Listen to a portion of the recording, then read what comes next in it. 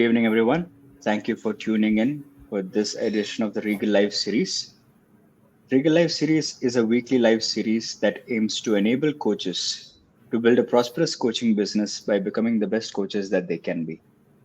Regal Unlimited is a leadership development company that has over a decade of excellence in disrupting leadership development through coaching and coach training. In this edition of the Regal Live Series, we have Ayshwarya Desikan with us.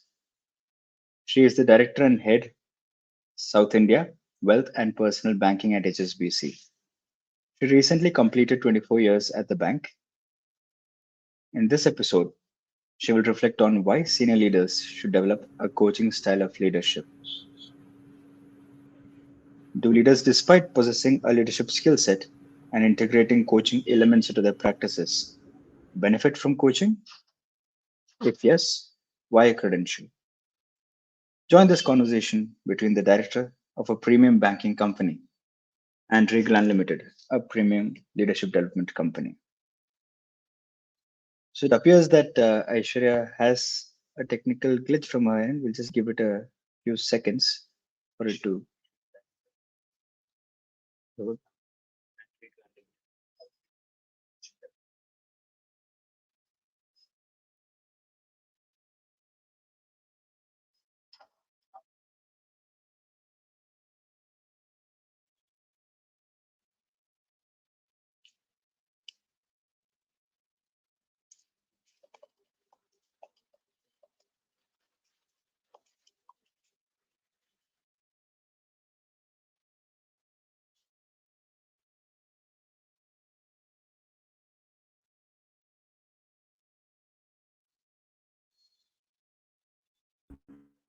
Yes.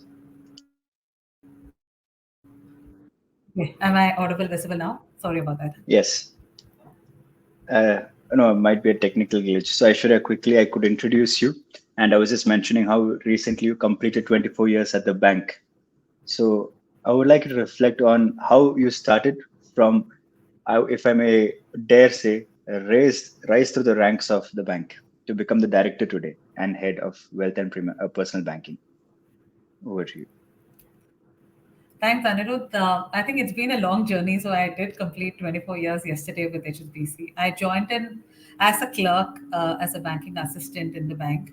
And I think it has been an incredible journey. One, the organization has always been a place which grooms talent. So finding people who have spent many decades in the bank is not unique. You find a lot of people who are actually retiring. We have people who are third generation, fourth generation in the bank. But more importantly, I think the bank also has a culture to nurture talent, to promote talent, and to kind of keep working with you to prepare you for next challenges and prepare you for next roles.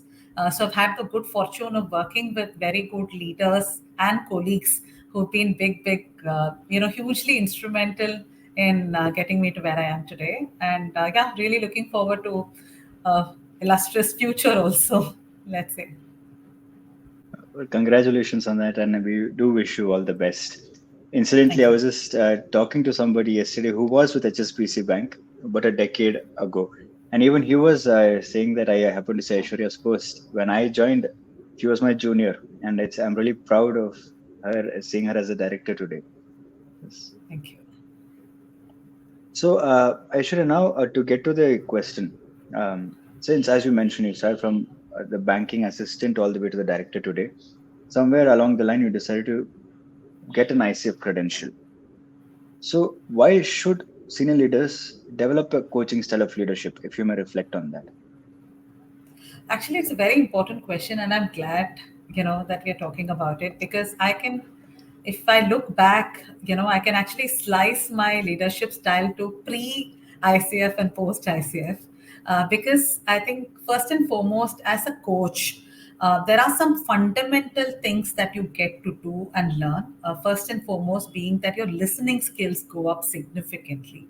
You understand the fact that people have great potential and it is up to you how you are able to uncover what is beneath what you are actually seeing and hearing and talking, to, right? So coaching kind of really gives you a very different perspective, is what I will say.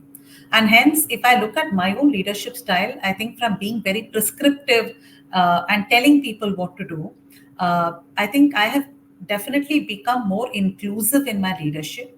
I definitely am able to be more patient. I feel, been able to take a lot more diverse thoughts and accept it without being judgmental, because you are able to appreciate people from where they are coming from, what they bring to the table, and I would say qualities that you develop as a coach, which are extremely important for you as a leader.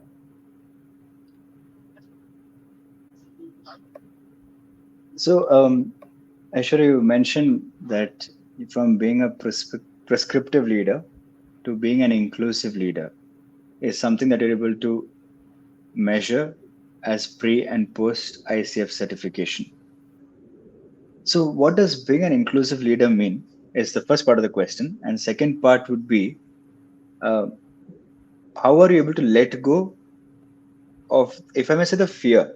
Right? The fear is what keeps you from empowering others to take action rather than being prescriptive. So, how are you able to let go of the fear that whether they may do it or not? And what does inclusive mean? If you could reflect on that.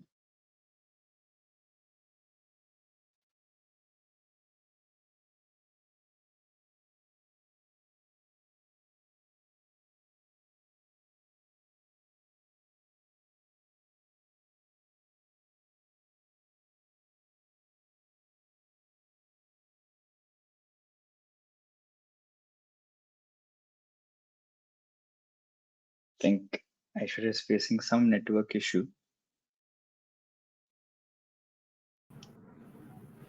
Sorry, I think the internet is really playing up today. But No, no problem. I missed your second question completely. Yeah. So, my question is, you mentioned being an inclusive leader. So, from being a prescriptive leader to an inclusive leader, somewhere along the lines, you would have let go of the fear of whether things will pan out or not. So, how were you able to let go of that fear of failure, possible failure, and become a more inclusive leader vis-a-vis an ICF leadership journey? So two things, right? I see. It's not. I wouldn't say that it's a fear of failure, because that is something, that's a risk that you take anyways in any career and everything that you do, right? How I will look at it is that earlier days, I think the roles were a little more easier to do because the world was not so complex. The world was not so dynamically moving. So as a leader, if you are an expert and if you kind of knew your space, you could kind of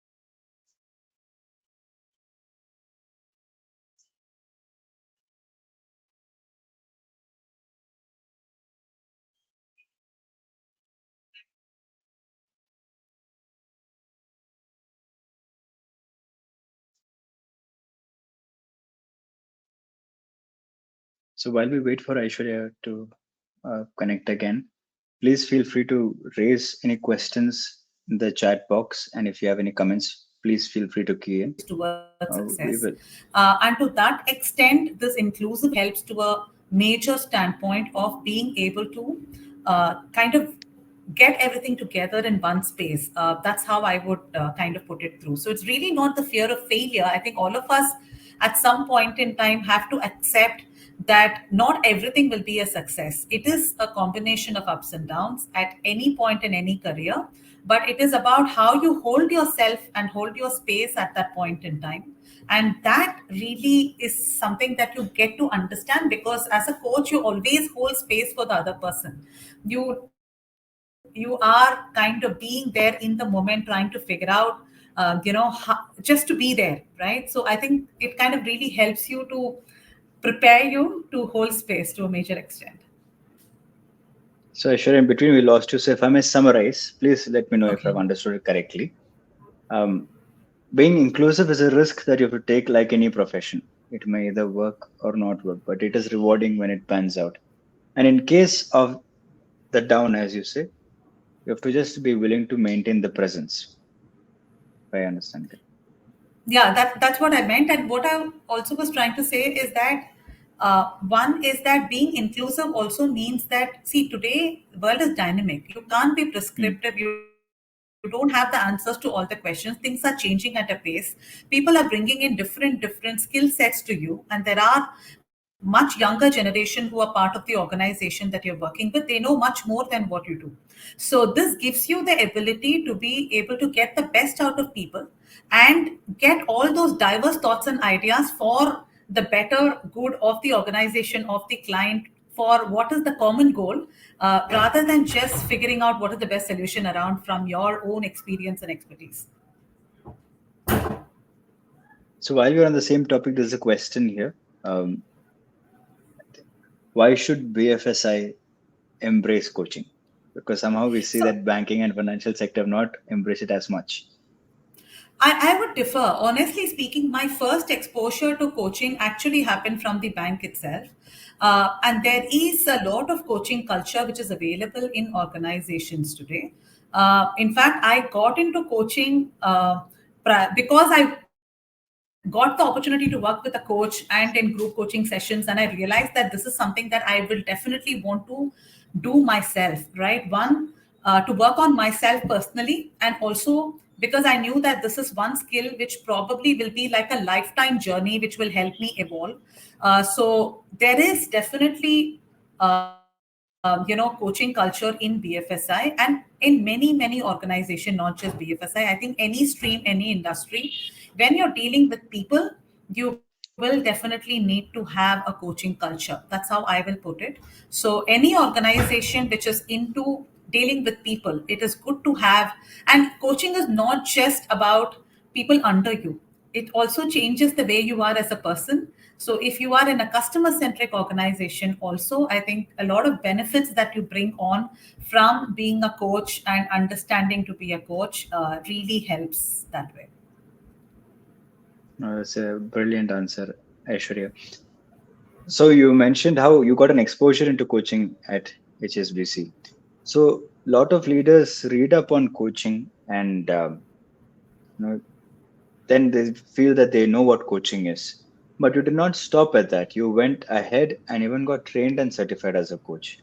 So what prompted you to take that extra step and undergo the rigor of the coach training process to get certified as a coach? So, Anirudh, honestly, like I said, when I was working with a coach, one, as a leader, you always think that maybe I should get into training, maybe I should get into mentoring. These are things that you do, right? So, you interchangeably use the word coaching without realizing what are the powers of actually working with a coach. But when you do, and when I was assigned a one on one coach, that 2-3 hours that I spent with the coach really used to take me to another level of self awareness. And that is what prompted me to really pursue coaching a little more professionally. And I would say that I was looking at it first initially to work on myself, in terms of how can I make myself a better person, personally, professionally. That's how I started out. And then when I went through the journey, I went through the introductory sessions with multiple organizations, and then I kind of realized that this is a calling and this is something that I really want to do. So I think it was a combination of everything coming together at the right time.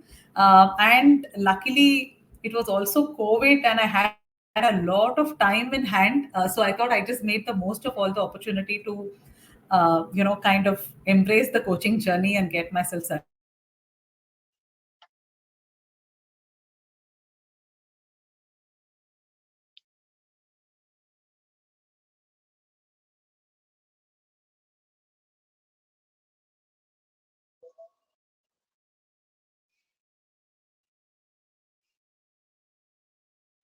So as we wait for Aishwarya to connect back, Sanjog, I hope that answers your question. Yes, coaching is a calling.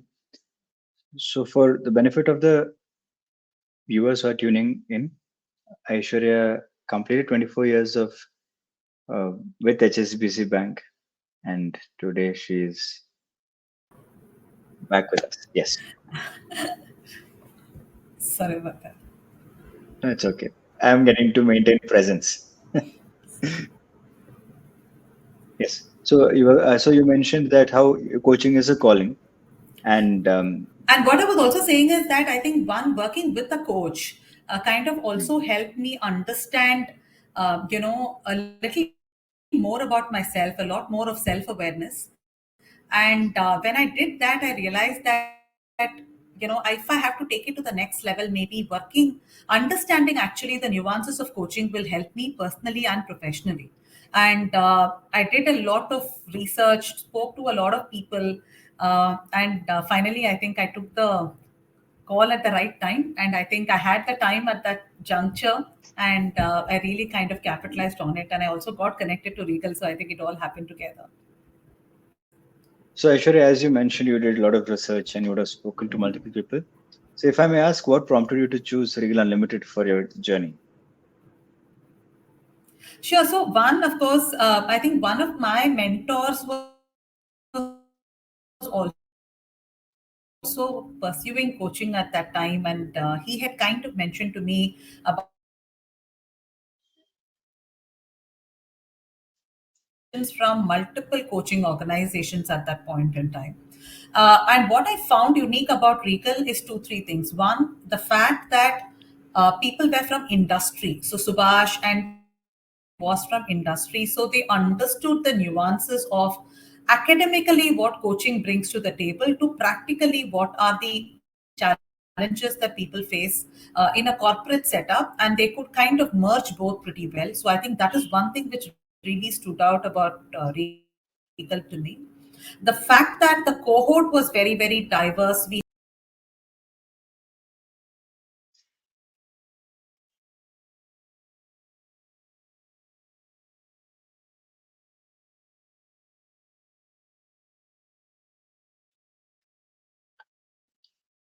So we have a next batch of ICF coach training, incidentally from the city that Aishwarya is from, Chennai, in the month of April 19th. So I will be putting the details in the comment section after this LinkedIn live.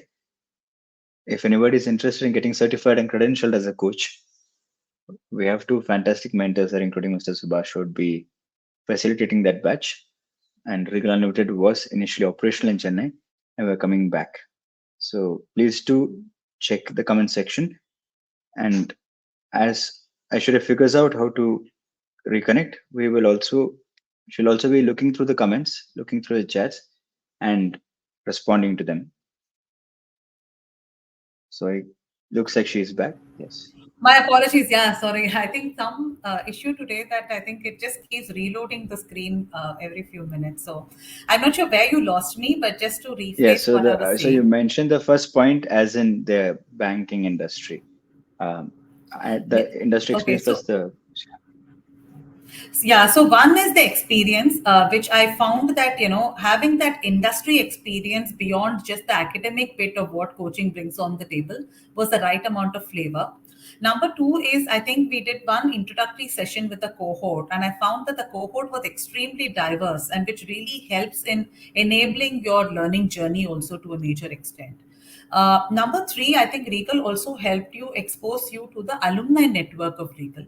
So we were not restricted only to the 18 people who were 20 people, I think we were in one batch, but it also helped me access 200 plus alumni of Regal at that point in time when, I did the course. And hence, different sets of experiences, people who were master coaches, people who were professional coaches. We were having an opportunity to kind of do peer coaching with them, and each came with their own unique set of experiences, industry, plus their coaching career. So all of this together, I think, made it a very rich and rewarding experience. So you were very confident by the time you went into that 70-75 hours of coaching. I was pretty confident that this is something I can definitely professionally do. It was not like doing a course, but it was more like preparing yourself to actually launch as a coach. So I think that made a big, big, big difference. And I think the structure of the curriculum also to that extent was very working on oneself equally. The Regal at 60 was one such tool which kind of also helped each of us understand what we were working towards, and keep improving that together with working with others. So I think it is a combination, because as a coach, every day you learn, every day, every instance you learn and you kind of grow. So creating that platform was very, very unique, and I think that is something where Regal really stands out. So, Aishwarya, just to add, when you were undergoing a training, we were at 200 plus, and we have doubled that number today. We're at 400 plus today Wow. that we have trained and mentored. So, for your closing remarks, I have a question from Mr. Subhash. He says, "What is the one piece of advice for women leaders, tomorrow being Women's Day?" I'm not sure if it's advice, but I can just say from my experience that one, I think as women, we kind of self restrict ourselves a lot by putting a lot of expectations of wanting to be perfect across everything. And we hold ourselves back from taking new challenges, new risks many times. So I will just say that what has helped me over time, what I have learned is about being your best and enjoying and being in the moment, rather than trying to be the perfectionist everywhere. And when you start enjoying the process and enjoying the journey, you bring out the best in yourself, and it is very, very visible in the work you do. And by nature, I think women are very passionate and much more empathetic. A combination of both of this really helps in excelling as a woman, a leader. So I think just go with the flow, take the chance, and don't hold yourself back, is what I would say. Thank you, Aishwarya. We've come to the close of today's session. Um, we would like to host you again soon. Apologies for the internet connection, maybe the glitch in the software. But we do hope to host you soon. Wish you a happy Women's Day to in advance, and congratulations on completing 24 years, and all the best for a beginning of the next leg of your fantastic career. Thank you very much, Anirudh, and apologies. I think it was just playing up today, but it was a pleasure being here and anytime. Thank you. Thank you. So, dear viewers, we will host Aishwarya soon. I would request her to please keep the chat box in mind. So, when in case people ask questions, please do take some time out if possible to respond to them. And we hope to have you again. So, next Regal Live series is on Thursday, 9 p.m. to 9:20 p.m. Indian Standard Time. Thank you, everybody. Have a great weekend.